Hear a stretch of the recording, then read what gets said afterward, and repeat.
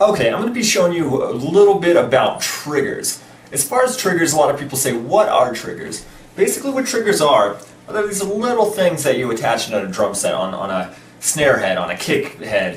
Basically they come anywhere from suction cup looking things to straight up embedded things that bore into your kick drum, your head, which is kind of destructive. But tons of different kits out there as far as trigger sets that you can get for pretty cheap. I've seen kits for about $200, and you get a little more expensive as you go on. But anyways, what a trigger set is basically all it's doing is when you get, whenever you hit a snare drum, that basically gets indicated as a blip on a screen. That's basically being sent into your computer or your interface via a MIDI input, MIDI chords and such.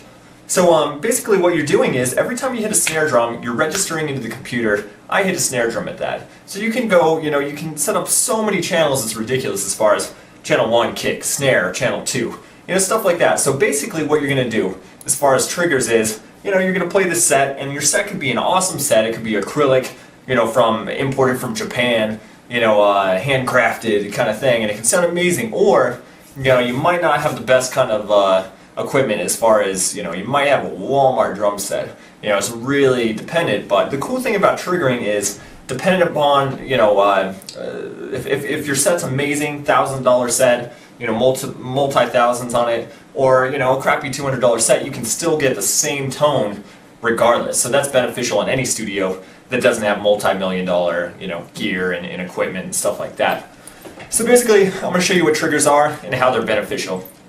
These are all updated techniques that they're doing, in the industry as far as, triggering. In the old days, you would have to take organic kicks and, change it around, and if it didn't sound good, retrack it. So it's a big pain in the ass, waste of time, and it definitely ends up costing you, in the studio if you're a band, spending hours and hours and hours redoing drums and stuff like that, because, I gotta say, a strong song has a strong backbone, and that strong backbone is a drum kit that sounds awesome.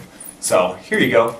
This is basically just a standard kind of sequencing program. You can bring in your MIDI into Pro Tools, Logic, any type of programs like that. I'm just going to use this program because I'm kind of comfortable with it as far as that. But they all got the basic same gist. So here's what I'm going to do. I'm basically going to add a plugin, and these are this is one of my favorite MIDI sequencing programs. It's called Superior Drummer. It's for about $300, so it's not too bad compared to buying new cymbals and stuff like that. So what you're doing is, what I was talking about before as far as your trigger, your little indicators every time you hit that kick drum, stuff like that. Basically, what you do is designate those little blips to, a sound. Like, you could designate your kick trigger to this. So every time your kick hits, your basic, this signal is identified with it. So every time you hit it, this hits it. So basically, the cool thing with Superior Drummer is you can actually choose right here, and they have tons of kits that you can pay for. And I've only bought a few of the kits that, the many awesome ones they have. But anyways, you can change your kick, if you want a different tone, it takes a second to load up. But yeah, so you can literally get really intricate into the diameter. You can pick, what kind of beater heads you want. It gets really crazy. So, I'm going to bring up my preset just to show you. And once it loads, I actually have it saved as Shan's kit. Okay, so let's bring that in. And, you got tons of cymbals. Not a lot of people will trigger their cymbals. I've heard of people trying it, but it's kind of unpractical. So what you can do is, you can use your organic cymbals that you hit, as long as you roll off the lows, so that kick and snare don't bleed through too much. And then kind of throw organic cymbals on top, of the actual trigger kick kind of stuff to bring you up. But, a lot of bands nowadays, they're just playing and completely sequencing all of their drums around these actual trigger kits. And a lot of bands out there that have released albums through a lot of big record labels, which I won't name which bands they are because they'll be embarrassed, have actually told me, yeah, our last album didn't have a live studio drummer. And I'll listen to it and I could not tell. It's ridiculous, You can't actually make out what's real and what's not. So, that's beneficial. If it makes your music sound good, then why not? Let's do it. But if you're still into having an actual drummer, you can still incorporate this in many, many ways, in studio and live. So check this out. Here's how originally, samples were. I'm going to throw a little crash in there. It's kind of cheesy. So originally when you would put, kind of a crash in, it would be one sample and it would repeat over and over again. That's visibly a drum sample machine. And you couldn't release an album like that. It's the one sample over and over and over again at the same time. So it's visibly the same sample and it sounds like shit. Obviously not a real drummer. So what happened with a lot of these new trigger kits, especially Superior Drummer, which is one of my favorite, is they actually do multi-layering, where instead of having one sample hit, they actually have a ton of different cymbal hits over and over again at different variations where they layer it on top of each other, and you can't tell. You really can't tell it's these samples on top of each other. It sounds unique. A lot of them in separate ways. So let me show you how triggers work as far as saving. And MIDI's a little more elaborate, so I'll talk about that in a separate one. But let's see. I think I got my preset loaded. So here's what I'm going to do. Here's a lot of MIDI sequences that they have tracked. They've had drummers come in. You got half time, 1/4 time. Let's bring up let's do a 1/4 time. So check it out. Let's do something with a crash. Let's hear this. Okay, that's kind of basic. Let's go ahead and bring that in. So what we're doing is we're bringing all this MIDI data, which is, MIDI is basically the signals from your trigger that you tracked in, your basically indicator. So I just brought that in, and you can see here, they're all designated as something. This is a kick drum, that's designated as kick. Yeah, that's snare, I think.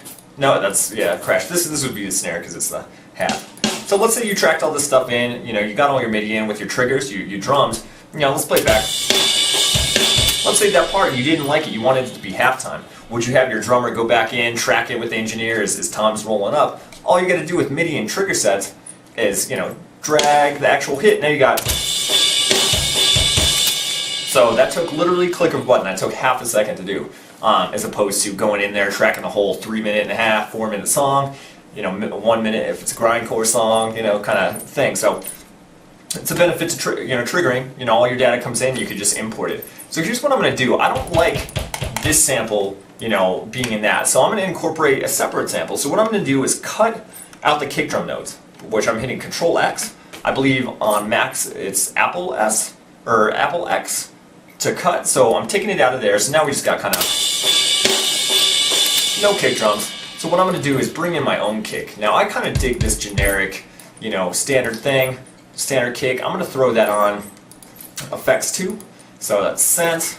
Let's put an EQ on it. I got a little preset right there. And if you notice, I boost the lows and a little click, but I cut out some of that muddy middle ground stuff. So here's one of the kick sounds. So that's a little more powerful, a little too much bass, but let's go ahead and paste that little MIDI sample in. So I'm going to paste it. I'm going to bring it up to C5 just because that's kind of generic. You can, change your tone and stuff, but C5 tends to be kind of the norm. So I just changed our kick sound with a click of a button right there, as opposed to, having to track or tweak out, possibly a shitty kick drum. So let me go ahead and start again.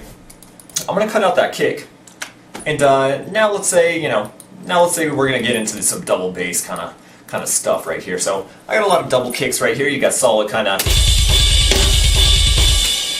we'll even boost it so it punches a little bit harder.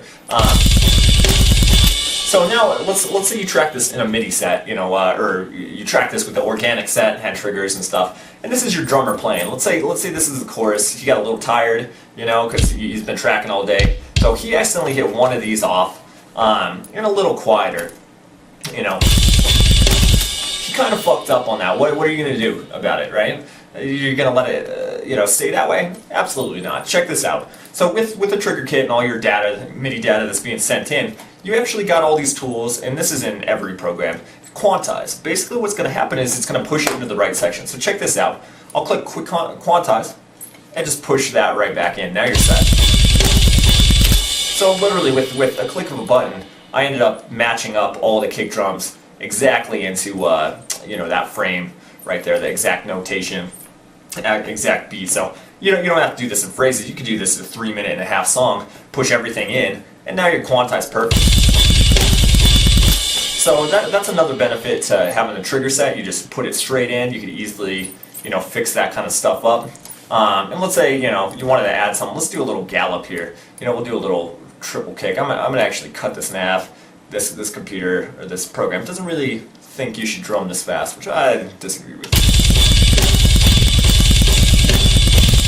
So that's pretty cool, Another click of a button you got right there, you could just change it. So check this out. Another thing that differentiates having a trigger set with other stuff is you can actually, change up all your fills. Now check this out. I'll find a fill on this program.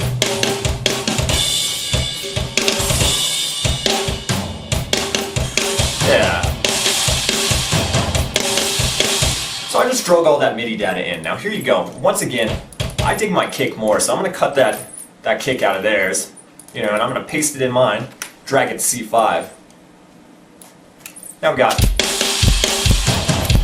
So I'll just throw, kind of a fill into that, double kick kind of metal beat. So now you got a fill, and then you got a straight up beat. So here you go. Let's check that out.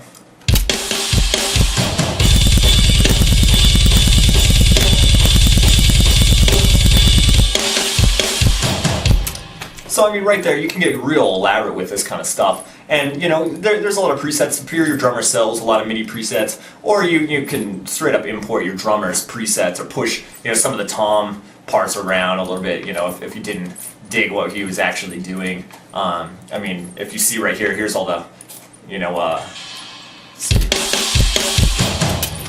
got kind of the. So you could change around anything. So basically, benefits of triggers. Very, very many, compared to the old original way of just retracking it. And I hate to say it, but be wary. A lot of engineers out there, especially the old guys, don't really like doing new stuff, or they kind of like racking up, your cost. So if you're an engineer, maybe you don't want to have triggers just to make some extra cash.